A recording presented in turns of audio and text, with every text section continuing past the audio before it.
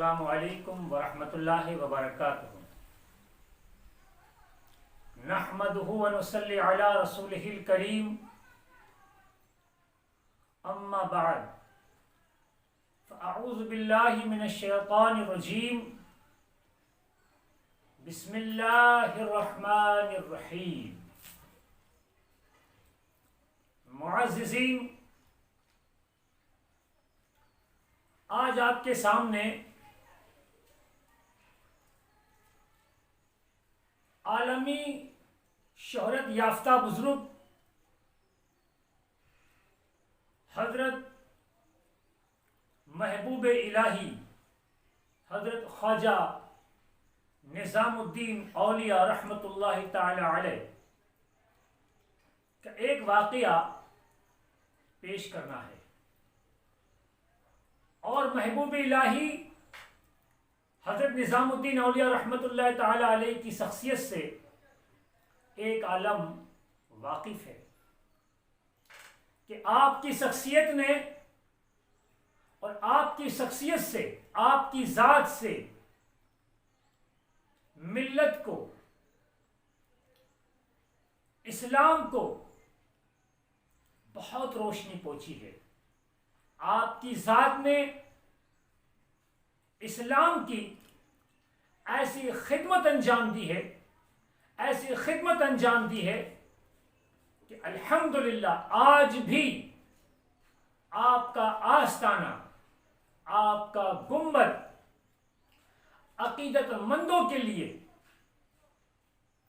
مخلوق خدا کے لیے مرجع خلائق ہے، اور ان کی مقبولیت کا یہ عالم ہے کہ کل قیامت کی صبح تک ان کا چرچا دنیا میں ہوتا رہے گا، اس لیے کہ اللہ تبارک و تعالی نے قرآن میں ارشاد فرمایا، فَاذْكُرُونِي أَذْكُرُكُمْ وَاشْكُرُوا لِي وَلَا تَكْفُرُونِ، تم میرا ذکر کرو، میں تمہارا چرچا کروں گا۔ میرے دوستو، میرے بزرگوں، صدیوں گزر گئی، حضور پیران پیر شیخ عبد القادر جیلانی رضی اللہ تعالیٰ عنہ کو وفات ہوئے، لیکن آج بھی روح زمین پر آپ کے نام لیوا لاکھوں کی تعداد میں ہیں، اور الحمدللہ آج بھی آپ کے نام لیوا آپ کی ذات سے فیضیاب ہو رہے ہیں۔ سیدنا احمد کبیر رفاعی آپ کو پردہ لیے ہوئے صدیوں گزر گئی، لیکن الحمدللہ روح زمین پر آج کوئی ایسا دن نہیں گزر رہا کہ جس دن ادب و احترام سے آپ کا نام نہ لیا گیا ہو، اس لیے کہ ان بزرگوں نے، ان ہستیوں نے مخلوق خدا کی ایسی خدمت انجام دی ہے، ایسی خدمت انجام دی ہے کہ ملت پر ان ہستیوں کا، ان بزرگوں کا احسان ہے۔ سلطان الہند خواجہ غریب نواز رضی اللہ تعالیٰ عنہ کی شخصیت محتاج تعارف نہیں ہے۔ یاد رکھیں، یہ بات سورج کی طرح عیاں ہے کہ سلطان الہند غریب نواز کی شخصیت نے ہندوستان میں وہ دین کی خدمت انجام دی ہے کہ اگر آپ کی جد و جہد نہ ہوتی، اگر آپ کی تبلیغ نہ ہوتی، تو نہ جانے ہم کس گمراہی کے دلدل میں پھنسے ہوتے۔ تو یاد رکھو، ہندوستان کے مسلمانوں پر سلطان الہند غریب نواز کا احسان ہے۔ آپ کی ذات ہی ایک ایسی ذات ہے کہ آپ کی بارگاہ میں آپ کے دیدار کے لیے، آپ سے ملاقات کرنے جو آتے ہیں، آپ ان کو محبت شفقت سے اپنی محفل میں بٹھاتے ہیں، اور ایسی شفقت کی، محبت کی ولایت بھری نظر ڈالتے کہ سب کو کلمہ نصیب ہو جاتا۔ تو میرے دوستو، یہ بات عیاں ہے، اور تاریخ رہتی دنیا تک اس بات کو فراموش نہیں کر سکتی۔ اسی طرح میرے دوستو، ہندوستان میں لاکھوں بزرگ آئے اور ان کے آنے کی برکت سے ہی ہندوستان میں دین پہنچا ہے۔ دین بزرگوں سے پہنچا ہے، دین بزرگوں کی جد و جہد سے پہنچا ہے، دین خانقاہوں کی جد و جہد سے پہنچا ہے۔ پیر دین اولیاء اللہ اور بزرگان دین اور پیران عظام کی جد و جہد اور ان کی خدمت سے ہندوستان میں دین پہنچا ہے، اور آج بھی الحمدللہ خانقاہوں کی ایسی خدمت ہیں کہ دین کا کام آگے بڑھتے ہی جا رہا ہے۔ انہی شخصیتوں میں حضرت نظام الدین اولیاء رحمت اللہ تعالی علیہ بھی صف اول میں ہے۔ آپ کا ایک واقعہ پیش کر دوں کہ حضرت بو علی شاہ قلندر، جن کا آستانہ پانی پت میں مرجع خلائق ہے اور ہزاروں لوگ آپ کے آستانے سے فیض یاب ہو رہے ہیں، الحمدللہ مجھ ناچیز کو سرکار کے آستانے پر حاضری کا کافی موقع ملا ہے۔ تو حضرت بو علی شاہ قلندر اور حضرت نظام الدین اولیاء، ان دونوں ہستیوں کا زمانہ ایک ہی ہے۔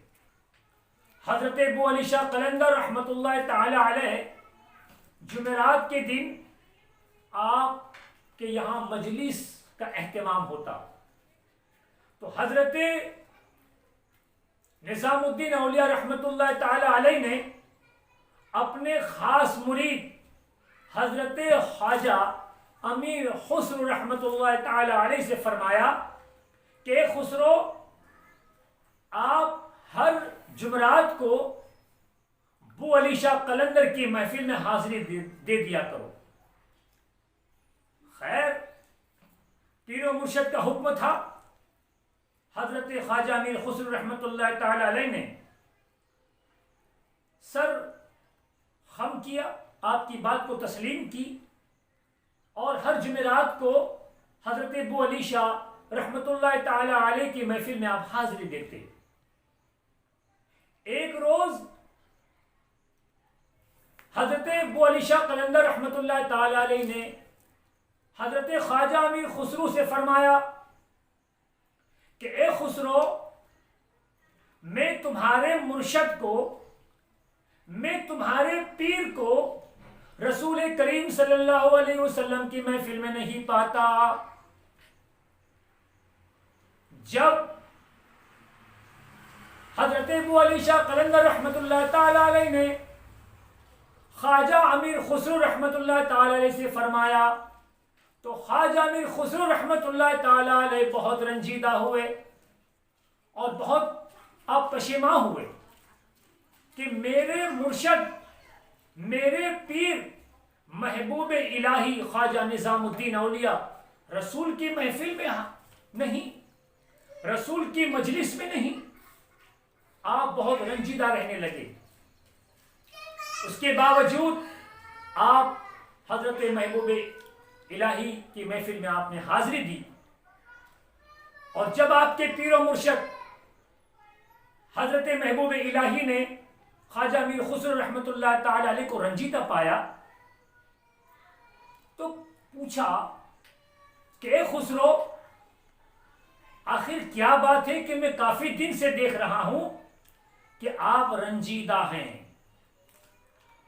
حضرت خواجہ امیر خسرو رحمت اللہ تعالی علیہ نے عرض کی کہ سرکار، آپ کے حکم سے میں بو علی شاہ قلندر کی محفل میں حاضری دیا کرتا تھا۔ ایک روز بو علی شاہ قلندر رحمت اللہ تعالی علیہ نے مجھے کہا کہ اے خسرو، میں تمہارے پیر کو رسول کی مجلس میں نہیں دیکھتا، اسی بات نے مجھے رنجیدہ کر دیا ہے۔ تو محبوب الہی خواجہ نظام الدین اولیاء نے فرمایا، اے خسرو، اس میں رنجیدہ ہونے کی کوئی بات نہیں ہے، اس میں پشیماں ہونے کی کوئی بات نہیں ہے، تم بو علی شاہ قلندر کی محفل میں حاضری دیا کرو، اور اب کی بار تمہیں اگر یہ کہے کہ اے خسرو، کیا ہوا جو میں نے تمہیں بات کہی تھی وہ تم نے تمہارے پیر کو کہی کہ نہیں؟ اس وقت یہ کہہ دینا کہ سرکار مجھے رسول کریم صلی اللہ علیہ وسلم کی محفل میں آپ بھیج دیجئے، میں اپنے مرشد کو رسول کی محفل میں تلاش کر لوں گا۔ حضرت امیر خسرو رحمت اللہ تعالی علیہ پھر بو علی شاہ قلندر کی محفل میں آپ کا جانا تو شروع ہی تھا۔ پھر ایک مرتبہ بو علی شاہ قلندر نے کہا کہ اے امیر خسرو، کیا بات ہے، کیا ہوا؟ کیا ہماری بات آپ نے آپ کے پیر و مرشد تک پہنچائی کہ نہیں؟ تو حضرت امیر خسرو رحمت اللہ تعالی علیہ نے عرض کی، آپ کی بات میں نے اپنے مرشد تک پہنچا دی، اور میرے مرشد نے کہا کہ اگر اب بو علی شاہ قلندر کہے تو ایسا کہہ دینا کہ مجھے رسول کی مجلس میں آپ پہنچا دے، میں اپنے مرشد کو خود تلاش کر لوں گا۔ سبحان اللہ، ماشاء اللہ۔ حضرت ابو علی شاہ قلندر رحمت اللہ تعالی علیہ نے خواجہ امیر خسرو کو کہا کہ اے خسرو، تم میرے نزدیک آؤ، اور نزدیک آؤ، اور نزدیک آؤ، اور پاس میں بلایا، اور خواجہ ابو علی شاہ قلندر رحمت اللہ تعالی علیہ نے خواجہ امیر خسرو سے کہا کہ اے خسرو، آنکھ بند کر دو۔ خواجہ امیر خسرو رحمت اللہ تعالی علیہ نے آنکھ بند کر دی، اور ابو علی شاہ قلندر رحمت اللہ تعالی علیہ نے اپنا ہاتھ مبارک خواجہ امیر خسرو رحمت اللہ تعالی علیہ کے سینے پہ رکھا، اور جیسے ہی حضرت ابو علی شاہ قلندر نے امیر خسرو کے سینے پہ ہاتھ رکھا تو آپ پہلے آسمان پر سیر کر رہے ہیں۔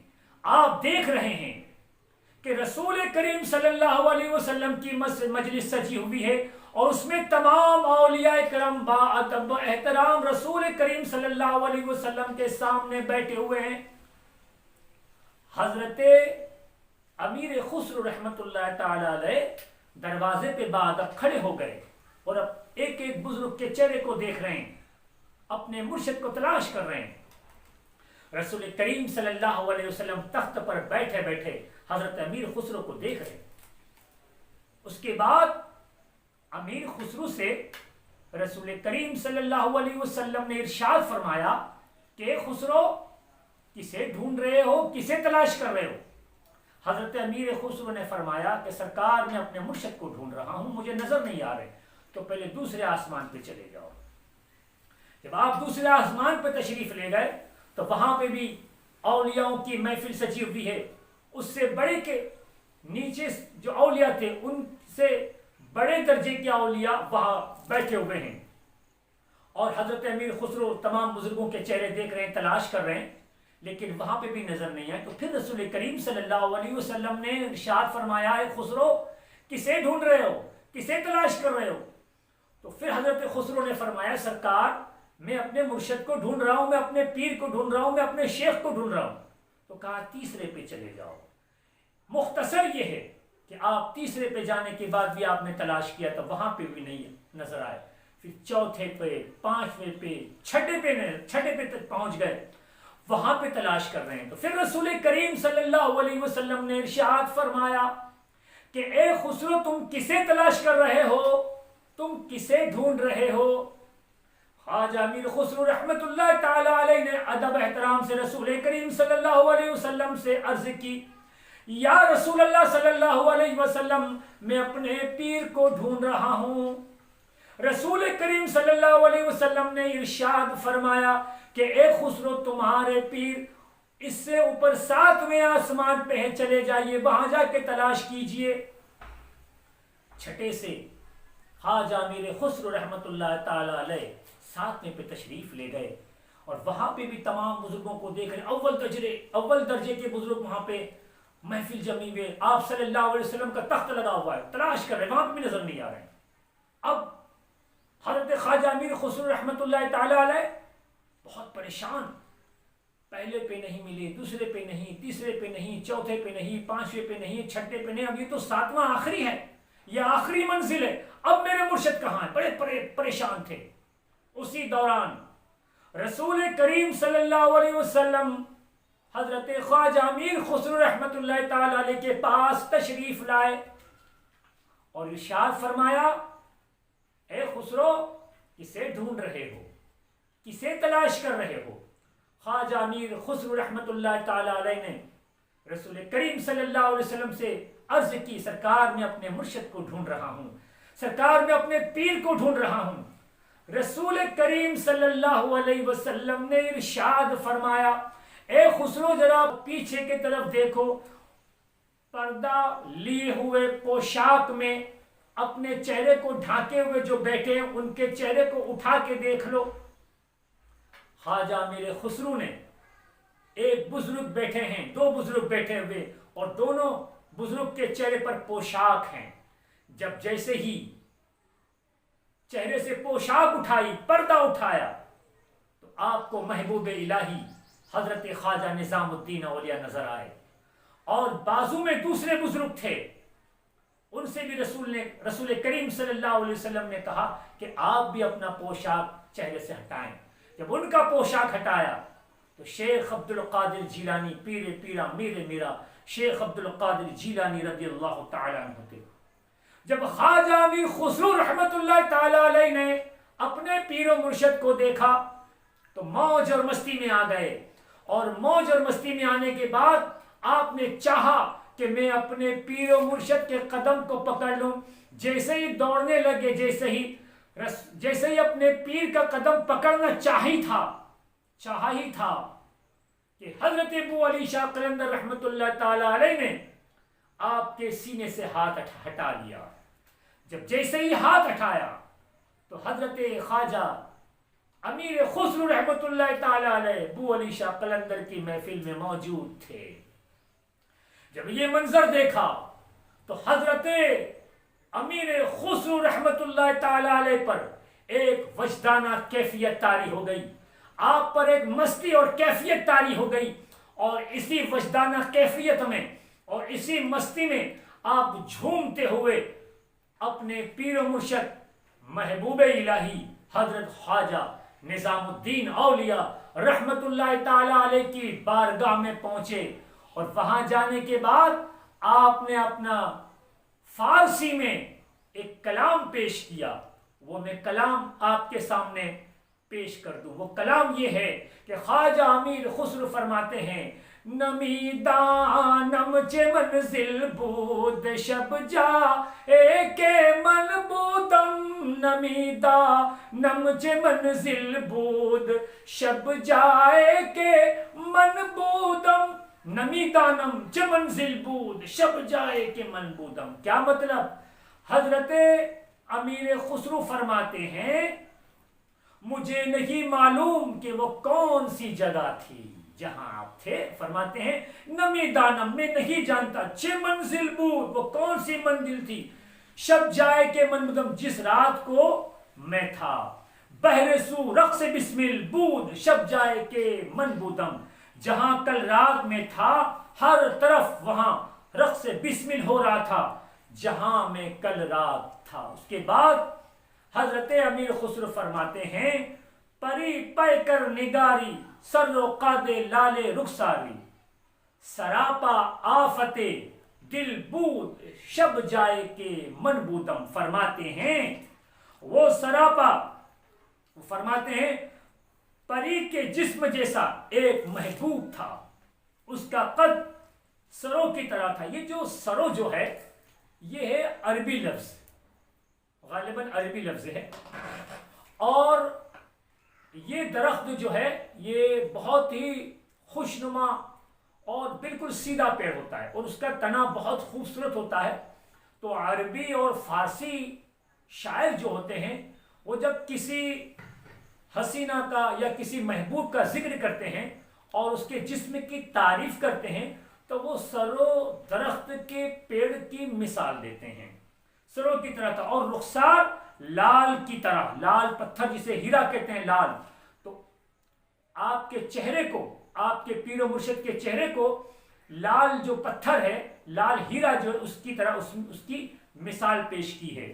وہ سراپا آفت دل تھا کل رات کے جہاں میں تھا۔ اس کے بعد آپ فرماتے ہیں، رقیبہ غو فرماتے رقیبہ گوش بر آواز او در ناز من ترساں سخن گفتن چه مشکل بود شب جائے کہ من بودم. فرماتے ہیں رقیب آواز پر کان دھرے ہوئے تھے، وہ نازا میں تھا اور میں خوف زدہ تھا کل رات کے جہاں میں تھا. اس کے بعد آپ فرماتے ہیں میرے دوستوں میرے بزرگوں، یہ امیر خسرو رحمت اللہ تعالی علیہ آج کے بزرگ تو نہیں ہیں، قریب قریب الحمدللہ ملت اسلامیہ میں جتنے بھی اہل علم ہیں اور جتنے بھی دانشور ہیں، جتنے بھی ہوش مند ہیں اور جتنے بھی علماء کرام ہیں، الحمدللہ آپ کی شخصیت سے سب واقف ہیں.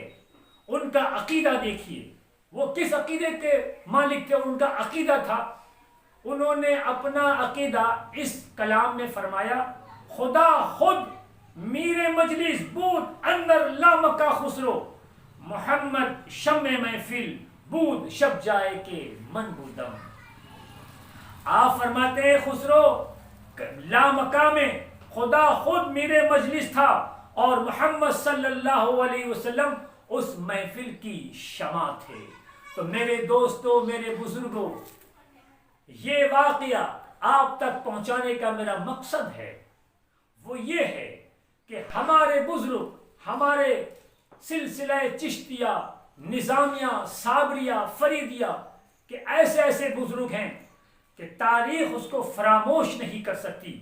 اسی لیے میرے دوستوں میرے بزرگوں، میں ہمیشہ یہ بات لوگوں کے سامنے پیش کرتا رہتا ہوں کہ آپ ہمارے بزرگوں کی ہسٹری کو پڑھیں، ہمارے بزرگوں کی زندگی کو پڑھیں، ہمارے بزرگوں کی سیرت کو پڑھیں.